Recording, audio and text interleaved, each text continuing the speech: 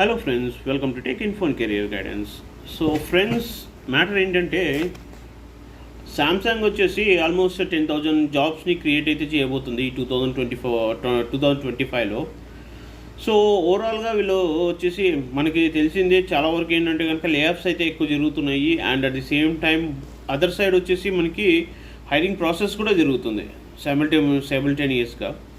ఇక్కడ వీళ్ళు ఏంటంటే శాంసంగ్ ఎలక్ట్రానిక్స్ బేసిక్గా వచ్చేసి మనకందరికీ తెలిసిందే.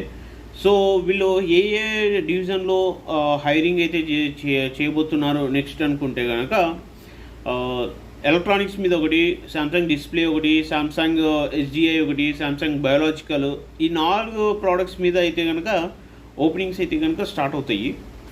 సో మీరు రిక్వైర్మెంట్ చూసుకున్నారనుకోండి, వీళ్ళకి యాక్చువల్గా ఏంటంటే కనుక అప్లికేషన్ ప్రాసెస్ అయితే జరుగుతుంది. మార్చ్ 10 నుంచి మార్చ్ 17 వరకు అయితే కనుక